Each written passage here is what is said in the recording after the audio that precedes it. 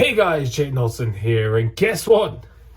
Treadmill's gone. Finally, I got rid of the treadmill. So now the background is just plain white, like me.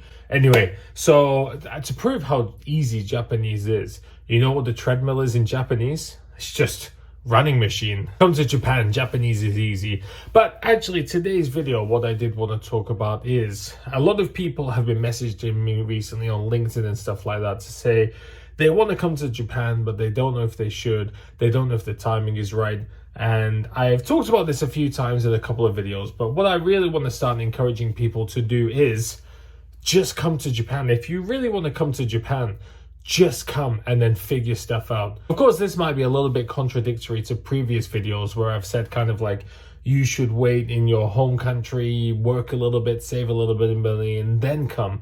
But I think one of the problems people have is that they'll just always be holding this feeling of, I want to do this, but I just can't make that step, or I want to do, but is now the right time? And at the end of the day, life is too short and nothing will ever get done if we don't do it. The advice I've given in previous videos does stand. I do feel like you need to get qualifications. I do feel you need to have a bit of money saved before you come here so that you can make the best life for yourself when you do get here. However, if you're really like getting that burning feeling inside of you that you really want to come, I feel like you just gotta follow through with it and then figure stuff out when you get here, because you might always just be wondering, what if? Japan, if you want to come here as an English teacher, age might play a bit of a factor, but it doesn't play the biggest factor. And I've seen people who are in their late 30s, their 40s, even their 50s come over to Japan for the first time. But of course, those people might have been wondering for a long time, can I do it? Should I do it? And they could have been here for much longer. So if you are at home now feeling like you want to move to Japan, you're dying to move to Japan, it's what you need to be doing. I would just say just start applying and see if anyone picks up. Once you're here, you can always just try and figure out how to move on to something better, but you never want to miss that opportunity. The reason that I came to Japan is just one day when I was in university in my bedroom, I was just watching a lot of YouTube and I came across some J-vloggers. These were the old school J-vloggers, the ones who were, literally just walking around the street, taking videos of every little thing that they saw. And people found that fascinating. Now, you still see that kind of stuff, but not so much. And it's produced a lot better in stuff like TikToks and YouTube Shorts rather than literally just, long unedited footage of just stuff in Japan. And the unedited stuff I found quite nice because you are seeing what Japan looks like. The thing is, the shorts and the reels and stuff like that is you get a very condensed, cut down, only show what they want to show version of Japan. Whereas things do look cool, but might not always be as they seem. I don't know actually if I would have been part of the, maybe 19, 20-year-old now, and if I was watching shorts and videos, because you see all over the world, you see like Indian, Chinese, Korean, South American, American, European, just things all over the world that look cool. And you can just see like a 20-30 second video and be like, oh, that's cool, and move on. I don't know if many people would have time or the concentration to watch a long form just video walking around the streets of Japan anymore. I hope those people do exist, because those are the kind of people who really have a much more settled life, just seeing what Japan looks like rather than what people want it to look like. So after I got interested in coming to Japan, I thought I just really wanted to try living there. What I did was I immediately signed up for a TEFL course, which you didn't actually need to get, but it's proved to be very beneficial, not only in getting better jobs, but different jobs have different teates, which is like extra money onto your salary. And I think I've gotten over $10,000 in teates since I came to Japan because of this TEFL certificate. So it's more than paid for itself, considering I only paid about £50 for it about, 13, 14 years ago now. So I started doing this TEFL certification, and then I started to get jobs in the summer working at an English summer camp.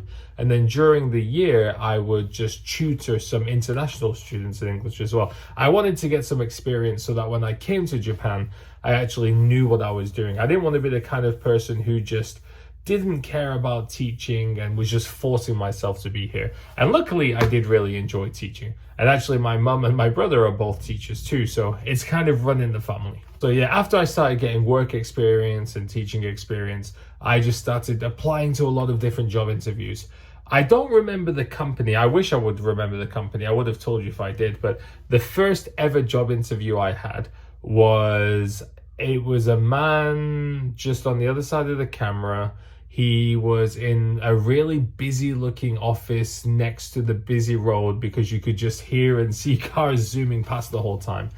And he got 2 puppets and made me do an English lesson for these 2 puppets. Now, in 2025, I don't think I can replicate the voices he was using for these puppets, but he was using very stereotypical Japanese, mocking accents, and it was very, very weird. And I honestly didn't feel comfortable during that interview. I found it very odd.